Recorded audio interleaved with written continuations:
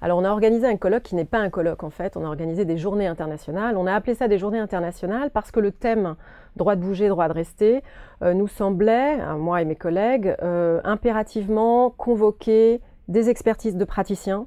On voulait des gens qui venaient du terrain, on voulait des avocats qui vraiment au jour le jour accompagnent des réfugiés dans leur demande de statut de réfugié. On voulait des associatifs qui soient impliqués dans la défense des droits des populations précaires.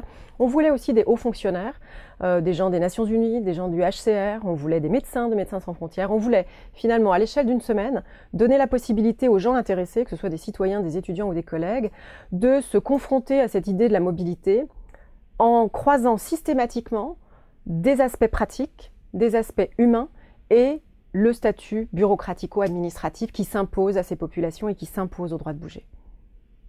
Alors évidemment, le colloque il prend place dans un contexte qui n'est pas innocent. D'abord, la semaine où on a organisé les événements, donc la semaine du 24 mars, le 26 pour être précise, le HCR a publié son rapport statistique. Alors le rapport statistique, il donne des chiffres et les chiffres sont assez interpellants. On a une explosion du nombre de demandeurs d'asile et de réfugiés, notamment en raison des crises humanitaires qui émergent sur les lieux des conflits. Alors on a tous en tête évidemment les chiffres pour la population syrienne, parce que depuis 2013, c'est la population qui augmente de manière la plus spectaculaire. On a 3,5 millions de Syriens qui sont à l'extérieur du pays en demande d'accès à un statut de réfugié. Alors évidemment plutôt dans les pays limitrophes, on va d'abord dans les pays qui sont proches, et ensuite on envisage des départs plus lointains, ça aussi il faut le garder en tête. Et puis on a à l'intérieur des pays en conflit des gens qui se déplacent, qui quittent leur lieu de vie parce qu'ils ne sont plus en sécurité. Donc ça, c'est des chiffres qui augmentent et qui augmentent de manière spectaculaire. Et les deux populations les plus concernées sont les Syriens et les Irakiens. Et puis face à ça, on a des pays qui reçoivent, qui sont susceptibles d'accueillir, qui eux se ferment de plus en plus. Et les chiffres du HCR sont très clairs là aussi. Le cas du Canada est très parlant.